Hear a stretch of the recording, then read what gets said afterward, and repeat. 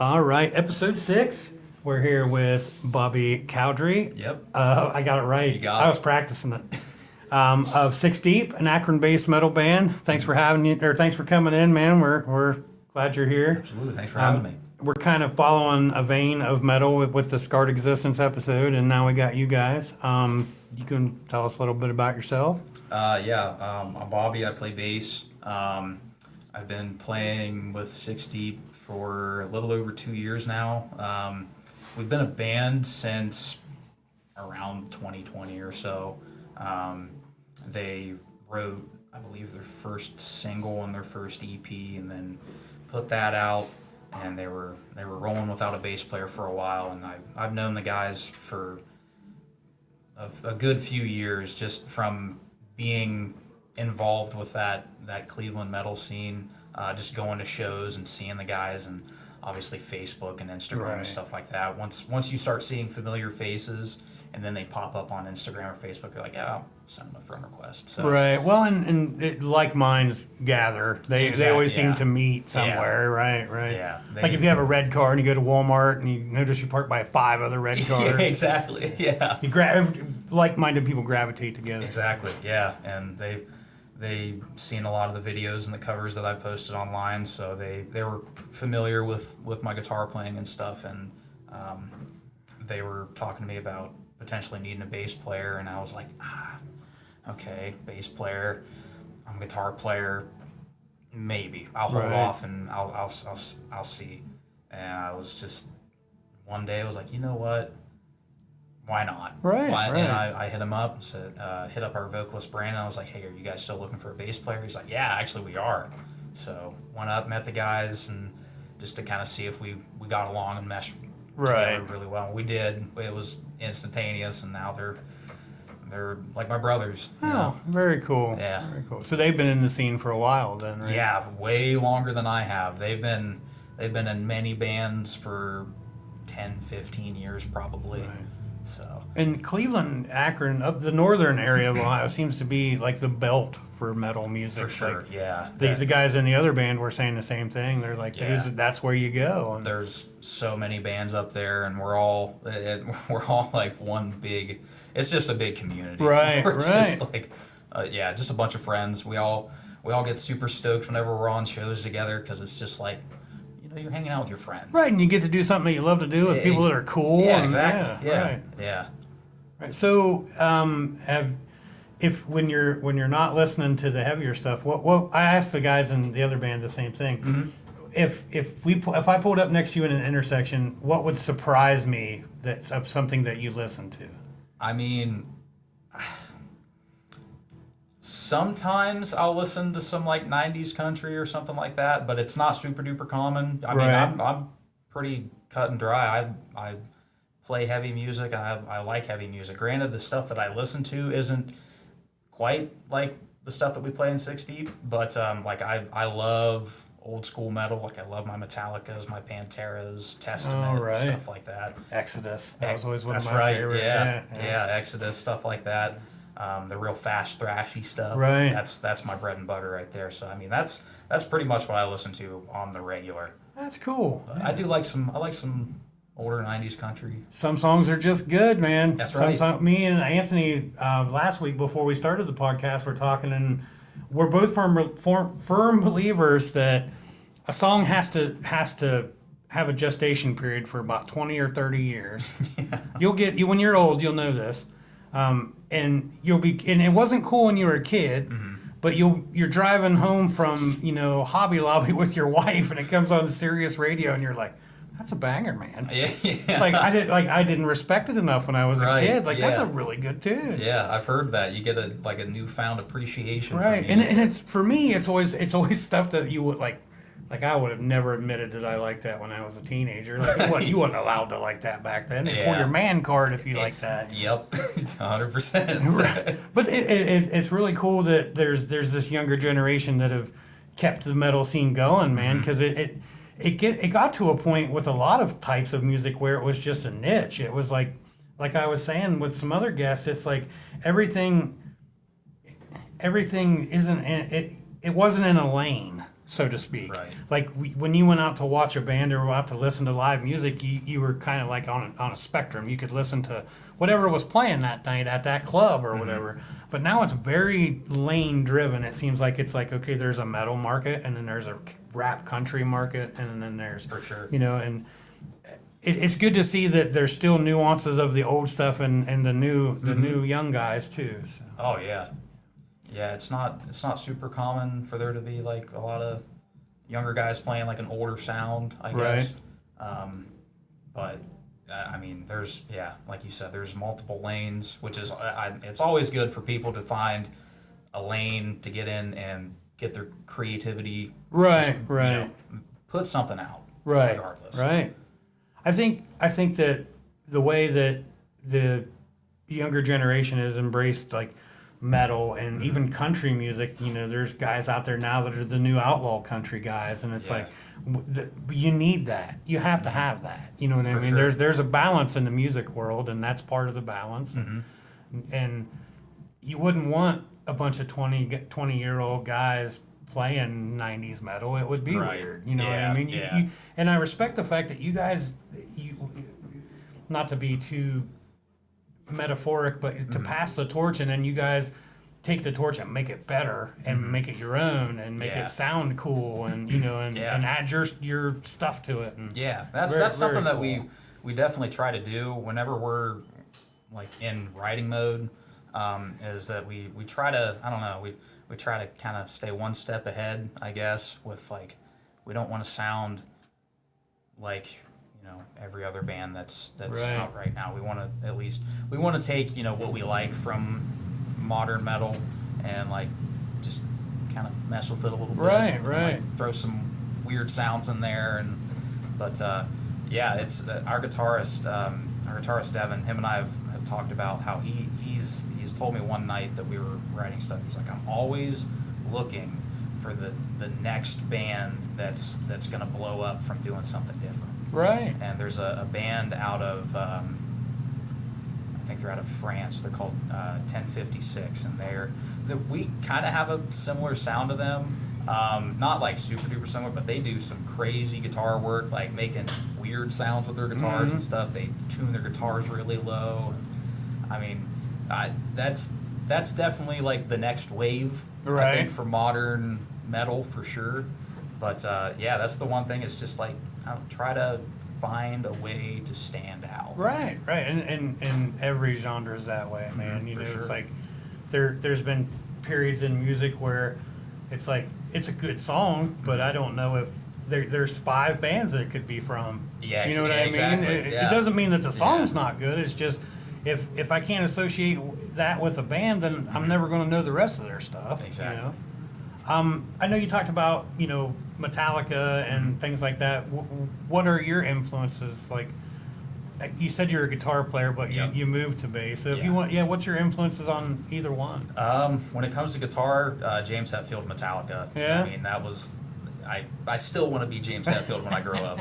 He's number one inspiration. That they're the reason that I picked up guitar in the first place. Just growing up, listening to Metallica with my dad and all those cassettes that he had. I mean, that was like mind blowing. Right. And I've been hooked on Metallica since I was a kid. But then, so started playing guitar, tried to learn a bunch of Metallica songs, and that was just kind of the start of it all. And then I kind of started to get a little bit older, and once I got into, later into middle school, I was still really big into Metallica in middle school, and anybody from this local will definitely know that. I was the Metallica kid all throughout school.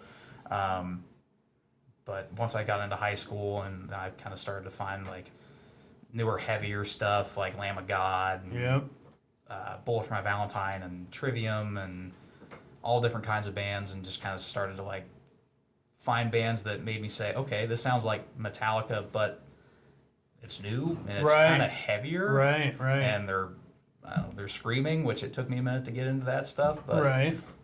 yeah, it was just kind of a natural progression, I guess, with finding stuff that just kind of got more and more heavier and stuff. And It's funny how two different generations, and it's the same for me. It's like when I grew up in a family, and I had 6 aunts.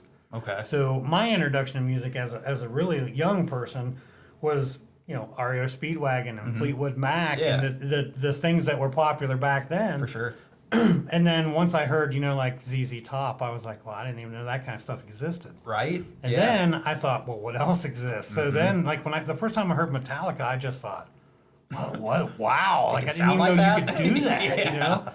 And it was like, okay, well then what else is out there? And then one of my buddies is like, have you ever heard of Slayer? And I was like, no. And then I was like, I've never heard anything that heavy in my life. Yeah. And then they were like, hold on. Yeah. Have you ever heard of Pantera? And then it was just over. Then I was just like, I think that wave for me, being old, it crested right, and it crashed right before like the new metal, like with the very aggressive vocals, and because Phil Anselmo was like the most aggressive vocalist back then that you could get. I mean, there was other death metal bands, I'm sure, but like mainstream popularity, it's like guys like me that were 19, 20-year-old kids that were introduced to it. It was just like, wow. Yeah, I'm guessing that's stuff that you'd hear it on the radio for the first time. You're like, what is this? Well, back then they didn't play anything like that on the radio, man. So it was like underground. Even though these guys were huge, it was underground. Like you didn't hear. We never heard Metallica on the radio, man. We never heard Pantera. And if one of your buddies had a CD or something, was like, you gotta check these guys. I'll burn you a copy of it, man, and we'll rip off the government just so you can hear this. Yeah, you gotta hear this. But it was just like that need, and to find out that the younger generation starts there, the older generation starts there. It's like that's cool, man. That's very for cool. sure. Yeah, that's the one band that I feel like everybody, if you're trying to get into heavy music, just listen to Metallica. Right. Just give it a try. I went from, like I said, when that wave kind of hit for me, man, it was like, then at that time, metal was kind of fallen down a little bit, and grunge. Once I got a taste of grunge, I was hooked, man. Yeah. And I didn't look back. I still like that, and I still listen to that kind of stuff, but then it was just like, I gotta find out who Mother Love Bone is and who Alice in Chains is, and this band is called Soundgarden. What's that about? And then when that wave, then I got old, and then I wave crested, and so now I'm to that point where it's like I look back, like I said, 30 years ago to songs that I thought were shit. Yeah. Now I'm thinking, you know what? That's not that bad. That Huey Lewis could write a song, man. For sure, yeah. You guys got any upcoming shows you want to plug? Yeah, we've actually tomorrow, I know that's kind of last minute, but tomorrow we're going to be in Lakewood at the Foundry, opening for Within the Ruins and Of Sulphur, and we're going to be playing alongside two other local bands from Cleveland area, Kodama and Crucigen, I think. All killer bands. It's going to be insane. I've been listening to Within the Ruins for a few years now, so it's pretty cool to be like, okay, get to actually share the stage with these guys. That's pretty cool. But yeah, we've got that coming up. We've got a show in Cincinnati I think it's the following weekend. I'm so bad at remembering who all's on these shows. You guys have a website? Yeah. Okay. 60, I think 60band.com is our website, or just find us on Facebook, Instagram, 60 Band, 60 OH, and we're very active on there. Anything that gets announced, that's going to be the first place that you hear about it. Very cool. And on top of everybody else in the band shares them regularly. Merch available? Yep, we've got merch on the website, merch at Buy shows. their stuff, man. Yeah, check them out. I want to tell you too. Scum of the Earth. I checked that tune out. And like I said, I'm not a metal guy, man, but I was like, these guys are good, man. You guys sound really good. Thank you. Yeah. I'm not an expert on it, like I said, by any means, but I was just like, wow, like it was impressive. The production, everything was top notch. Thank you. If you even if you don't like it, what are you out? Check them out. Six Deep, Scum of the Earth. I love the title. Yeah, that's the first single that we put out from this new EP that we're gonna have coming out, and I believe we're aiming for late September. This hasn't been announced yet, but it's okay. We're still just ballparking it, but it's gonna be, that was the first single from the new EP. We just put out a new single earlier this week. New single and a new music video for a song called Leech. So I did. I listened to the teaser. Okay. Yeah. Like I said, check them out, man. Very cool, especially if you like heavy stuff. Man. Yeah, that's what we're just trying to make music for very cool people that like really heavy stuff. Massive shout out to Chris Whited, who did all the production on this stuff. We earlier this year in April, we flew down to Florida to record all of this stuff with Chris, and he plays drums in another bigger heavy band. It's called Body Snatcher. Cool name. Yeah, really cool band too. Super awesome guy. We went down there for a week and recorded 4 songs, as well as recorded a music video. We recorded the Scum of the Earth music video while we were down there. It was actually a super last minute thing. The production, the quality was like, wow. You know what I mean? Thank you. Not that I didn't expect good. I don't mean it that way, but like it. Of course, you can't say this anymore because there's no MTV. But it was like watching, flipping on Vivo or something or YouTube, and it was on YouTube. Right. Yeah. But you know what I mean? Like very professional, man. Very good. I appreciate it. Yeah, I'm glad. good. I'm glad you think so. Yeah, we're super happy with how everything that's come out. The new EP it's nuts. It's very aggressive. Right. It's very heavy, and so with the videos we tried to convey that and keep the video super aggressive, and it was Sometimes you gotta have a little dark to have a little light, man. for sure. Yeah. You can't definitely. always be, walking on sunshine. Sometimes you need to get that aggression out, Get Awesome. down and dirty, yeah, for Right. sure. Is there anything else that you wanted to cover? I don't really have a format, man. I just kind of have a conversation. No, that's cool. Yeah, I mean, I'm always down to shoot the shop on music and You can metal swear stuff. if you Okay. we don't have any sponsors, so we can't lose them. Fair enough. Right. Fair Which enough. brings me to a point. If you would like to be a sponsor of the podcast, you can reach out to, what is it, Studio 117 marketing at gmail.com. Thank you, Nikki. And I'll take this time to thank our sponsors that we do have. The Crazy Cake Lady at 119 South 6th Street. Delicious baked goods, cookies, brownies, anything. There's something there that you can't live without. And Locals Barbershop up on the hill and Locals downtown. Jay, Aaron, Brandon, awesome people. If you need a haircut, go see them. I always tell everybody if I had hair, I would let them cut it. But I don't have enough.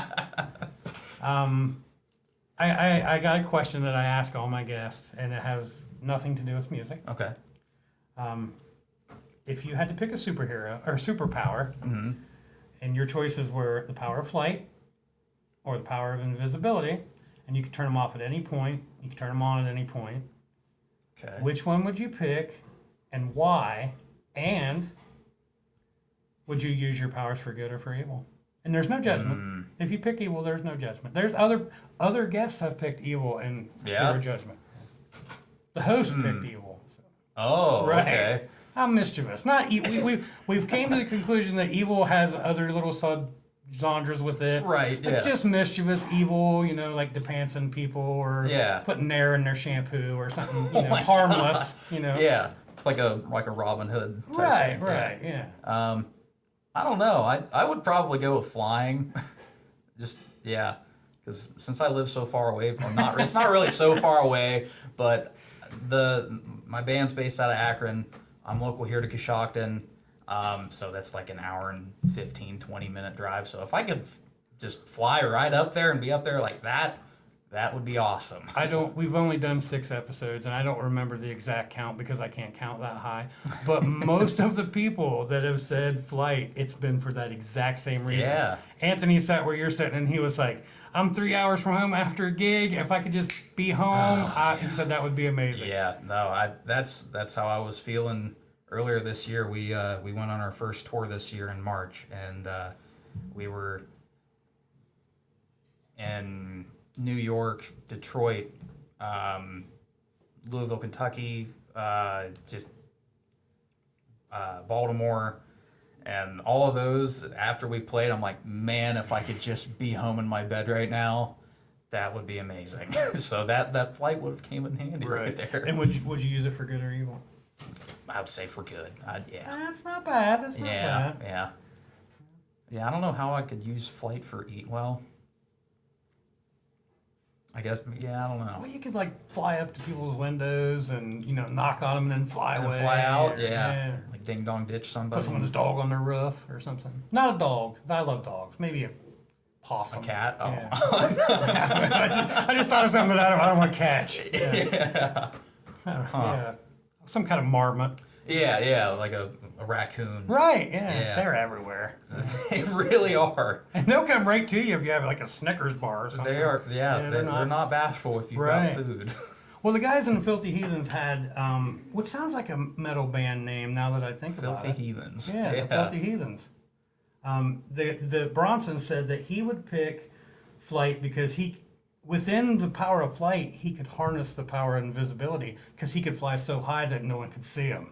Oh. Yeah, that's pretty brilliant. Or if you're flying at the speed of light. Right, yeah, because there's no limit on how fast you can Right, fly. yeah. That's a really good point. So, yeah.